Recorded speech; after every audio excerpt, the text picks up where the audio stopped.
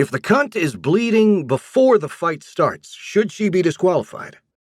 Only if she wins. Well, we know that's not gonna happen. The radio commentator shared a laugh, after which one of them said, Better pay close attention. Sneaky cunts always cheat. It was the only way Rachel could bring herself to fight Kenny.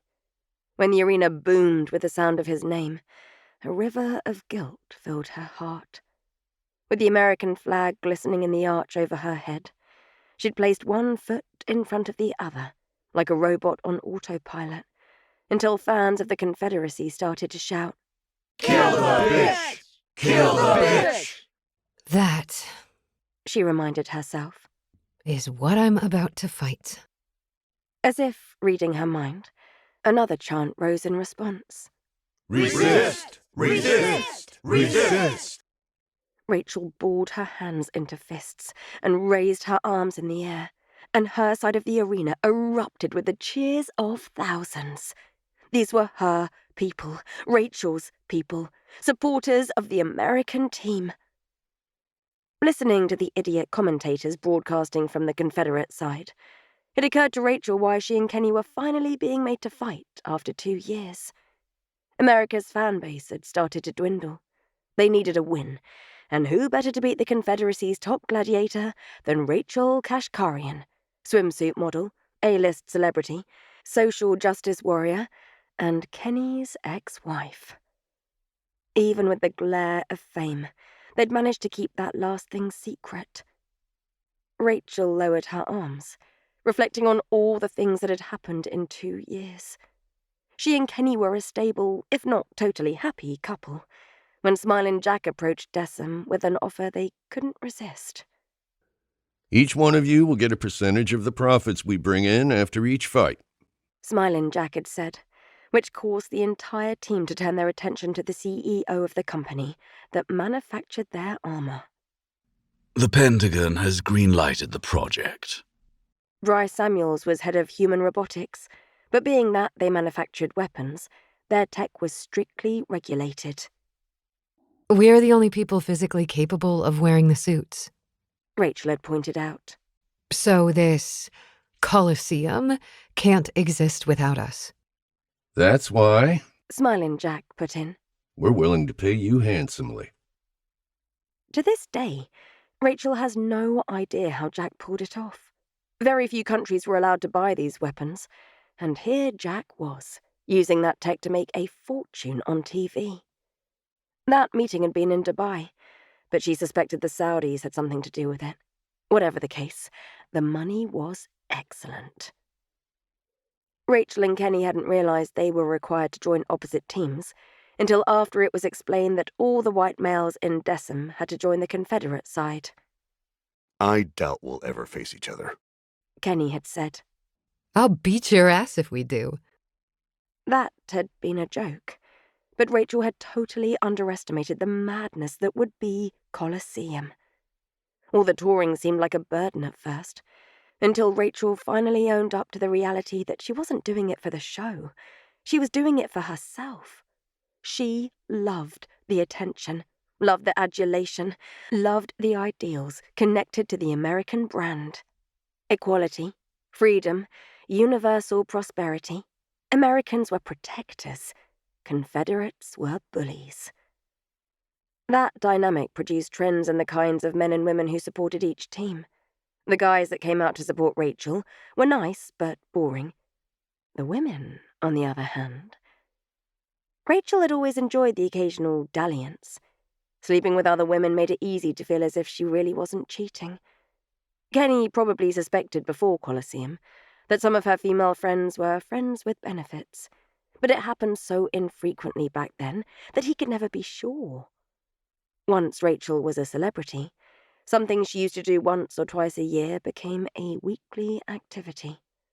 Outside of the arena, Kenny was just another dad and, to Rachel's shame, a faithful husband, while she... Get ready, men, one of the commentators said. to witness a pussy being hammered. Rachel rolled her eyes. It was amazing how insecure guys could be when they had small dicks. Her tactical console triggered an alert. raised a force field, and a round of bullets was incinerated 2 feet in front of her face. Rachel smiled. It was Kenny's way of saying, let's get this shit over with. With sufficient anger, and the fight started, she switched from the Confederate channel to the announcers broadcasting to fans on the American side. The commentators, Cassidy Chin and Greg Thomas, also happened to be 2 of Rachel's closest friends. What an idiot. Cass shouted. I don't know. Greg countered. Force fields drain a lot of power from your suit. Yeah, but look at that thing.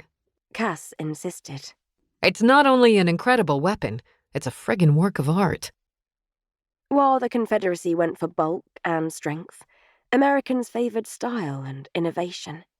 When the camouflage feature was off, Rachel's red, white, and blue skin-tight suit made her look like a daredevil, clad in an egg-shaped helmet reminiscent of something aliens would design.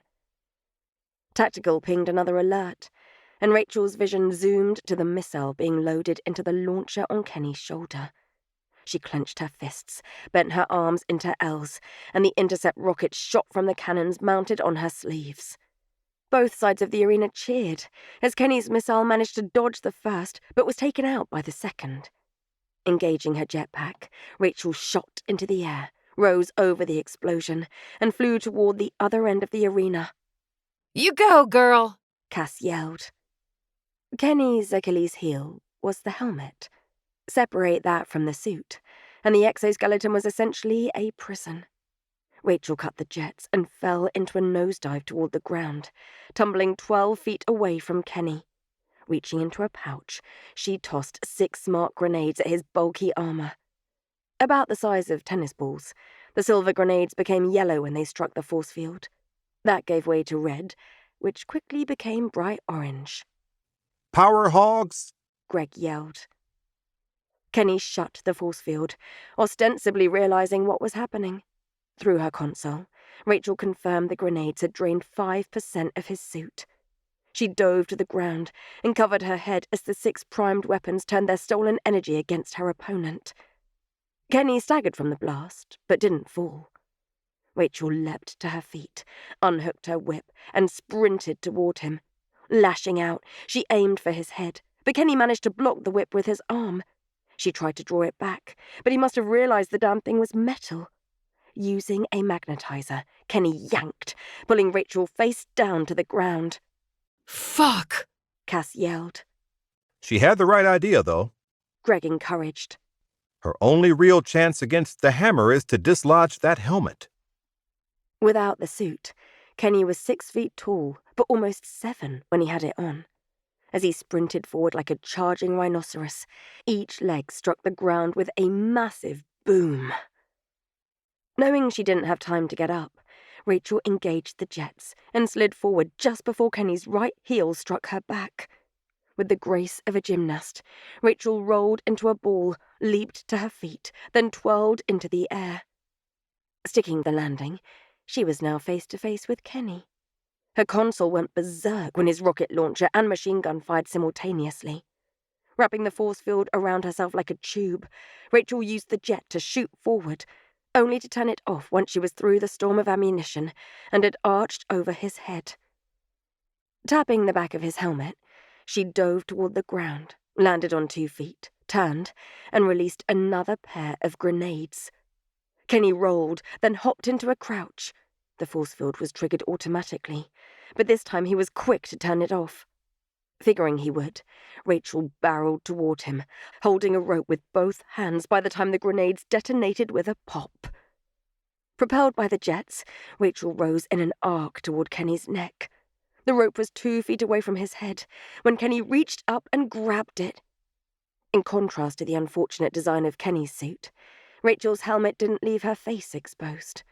Her bond with Kenny was the thrill of the fight.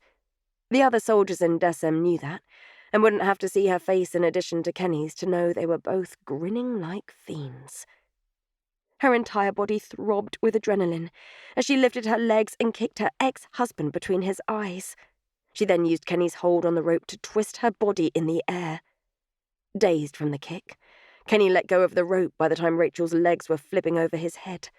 She slid down to the ground in a flat parallel with his back, hooked the rope around Kenny's neck, and tugged with all her strength. Did you fucking see that? Greg exclaimed. Yes? Cassidy yelled. Rachel's grip was firm, but the helmet wasn't budging. As Kenny twisted around with his hands raised toward his neck, she lifted her legs, placed them flat against his back, and pulled. Sparks sprang from both sides of the helmet's seal, and as if he'd become a statue, Kenny stopped moving. Rachel dropped to the ground, walked to his front, and lifted her helmet from her head.